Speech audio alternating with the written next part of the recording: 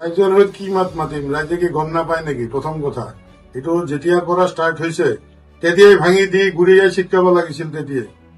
আৰু মই এটা বিৰাট লাজ লগা ঘটনা এতিয়া লাহে লাহে পাই আছো, আমি ইনফৰমেশ্যন বিলাক পাই আছো চব, যে এটা নহয় বহুত কেইটা আছে, এইটো বহুত কেইটা জড়িত আছে। আৰু খালি স্পা পাৰ্লাৰ বিলাক বুলি কথা নহয়, এতিয়া আমি যেটো শুনিবলৈ পাই আছো দেখিছো কিছু জাগাত ইহঁতে ফ্লেট বা ঘৰ ইহঁতে ভাড়া লৈছে অলৰেডি। ঘৰতো এইবিলাক অনৈতিক কাম চলে। আমি ইনফৰমেশ্যন বিলাক লৈ আছো, এইটো লৈ আমি মানে এই মানুহবিলাকক অলপ হুকিয়াই দিছো যে আপোনালোকে অনতি পলমে এইবিলাক বন্ধ কৰক, নহলে আমালোকৰ যদি হাতত যি হব হব, আমাক এৰেষ্ট কৰিব, কি কৰিব পাছৰ কথা, কিন্তু আমি আইন হাতত কিন্তু আমি আইন ল'ম, কিন্তু কোনো মানে উপায় নাই। মানে এইবিলাক যিটো বদমাচি ষ্টাৰ্ট কৰিছে বঙাইগাঁৱৰ ডেভেলপমেণ্টৰ কথা কৈ, এইবিলাক ডেভেলপমেণ্ট আমি খোজা নাইতো। আমাৰ ৰাস্তা ঘাট, ড্ৰেইন, আমাৰ বিউটিফিকেশ্যন, বঙাইগাঁৱৰ বিউটিফিকেশ্যন, আমাৰ গৰীব মানুহৰ হেল্প হ'ব লাগে, কিন্তু তাই বুলি এইবিলাক নহয়তো। আজি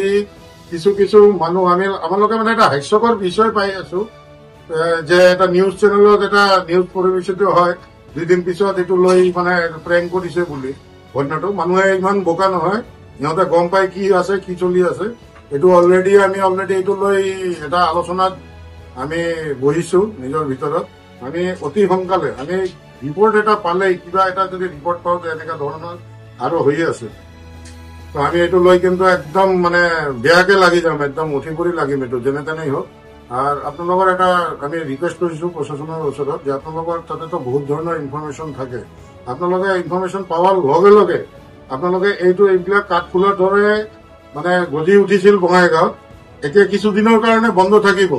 বহুতে ভাবি আছে, বহুতে কৈ আছে যে 1 মাহ গেলে টেষ্টটো ঠাণ্ডা হলে পরে এইবিলাক সব আকৌ আৰু খোলা খাব। এই বস্তুবিলাক যাতে নহয়, এই বস্তুবিলাক হলে কিন্তু আমালোকে কিন্তু মানে এইটো লৈ কোন পৰ্যায়ত যাব লাগে আমি যাম।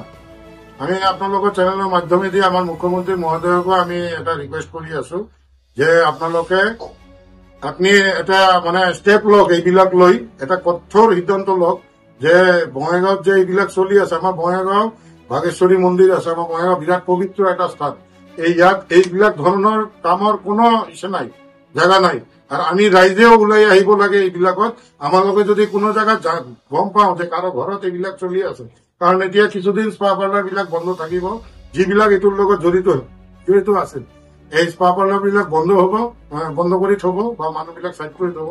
এই যে ছোৱালীবিলাক আহে আমালোকে গম পাইছো দাঁতগিৰি বা একদম গ্ৰাম অঞ্চলৰ ফালৰ পৰা, ভূটান বৰ্ডাৰ এইবিলাক চাইডৰ ফালৰ পৰা আহি আছে, ইয়াতে আহি আমালোকৰ মাজতে ঘৰ ভাড়া লৈ থাকি ইয়াতে অনৈতিক কামত সিহঁতে জড়িত হয়। এইবিলাকক আপোনালোকে যেনেকৈ পুলিচ প্ৰশাসনক কৈ আছো আমি যে আপোনালোকে যেনে তেনে হওক ওলাওক, ক'ত আছে কি আছে, নহলে এইটো আৰু এই 1 মাহৰ ভিতৰত আৰু মানে ষ্টাৰ্ট হৈ যাব। এইবিলাক যাতে আৰু বঙাইগাঁৱত কোনোদিন হ'ব নোৱাৰে, এইটোৰ আপোনালোকে এটা মানে ষ্টেপ লওক, এটা এনেকা ষ্টেপ লওক যাতে এইবিলাক আৰু মূৰ উঠাব নোৱাৰে আৰু বঙাইগাঁৱত।